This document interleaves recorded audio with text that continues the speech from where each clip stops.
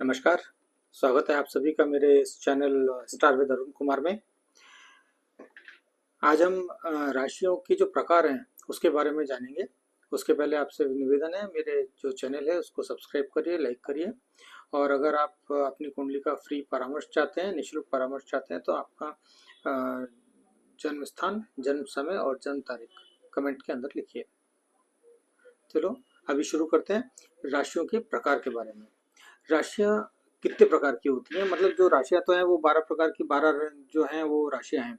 अब वो राशियों में अलग अलग उनका स्वभाव कैसा है, वो स्वभाव के बारे में हमारे को जानना है। तो राशियों का स्वभाव में सबसे पहले आता है पुरुष राशि और स्त्री राशि।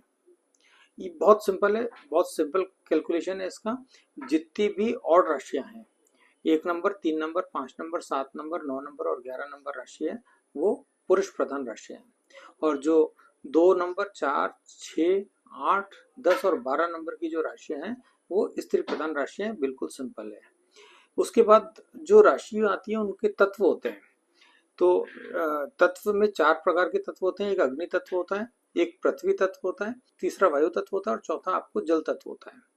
अब आप जो क्रम के हिसाब से अगर आप लिखेंगे तो आप ऐसा लिखते जाइए: 1, 2, 3, 4, 5, 6, 7, 8, 9, 10, 11 और 12। तो जो फर्स्ट लाइन में आएगा, मतलब 1, 5 और 9, वो हो गया आपका अग्नि तत्व राशि। दूसरी जो लाइन में आएगा आपका 2, 6 और 10 नंबर आएगा, वो हो गया आपकी पृथ्वी तत्व राशि। उसके बाद में तीसरी लाइन में आपका आएगा 3, 7 और 11, ये आपकी हो जाएंगी वायु तत्व राशि। और उसके बाद में आएगा चौथी लाइन में आएगा आपके 4, 8 और 12, ये हो जाएंगी आपकी जल तत्व राशियां।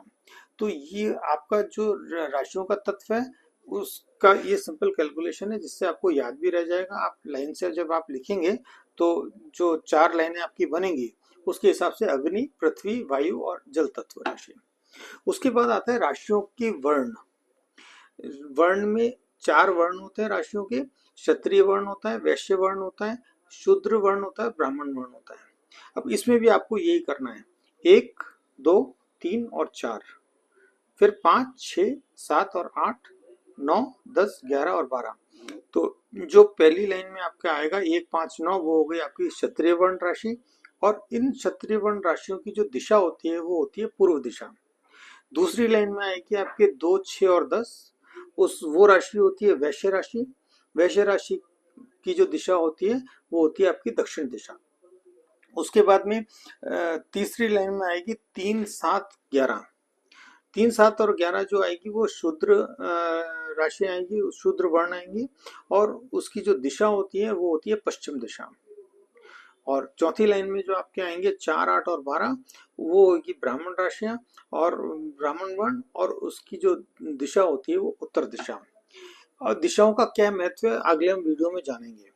अब इसके बाद में राशियों का जो गुण आता है वो बहुत इंपॉर्टेंट होता है। 3 प्रकार की राशियां होती हैं गुण के हिसाब से। पहली होती है चर राशियां, दूसरी होती है स्थिर राशियां और तीसरी होती है द्विस्वभाव राशियां।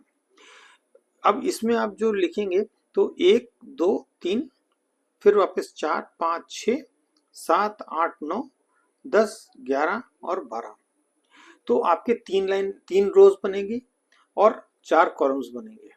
अब 1, 4, 7 और 10 जो राशियां हैं वो चर राशियां हैं। 2, 5, 8 और 11 जो हैं वो स्थिर राशियां हैं। 3, 6, 9 और 12 जो हैं वो द्विस्वभाव राशियां हैं। ये बिल्कुल सिंपल सा है। अगर आपने ये चीज को समझ लिया, मतलब जो आपने स्त्री पुरुष राशियां समझ ली, राशियों के तत्व समझ लिए, राशियों के वर्ण और राशियों की जातियां और उनकी दिशाओं को समझ लिया और राशियों के गुण समझ लिए, तो ये सब चीजें आपको कैलकुलेशन के टाइम में काम आएगी। आज के लिए इतना ही। आगे के में हम इंडिविजुअल राशियों के बारे में जानेंगे। तब तक के लिए नमस्कार।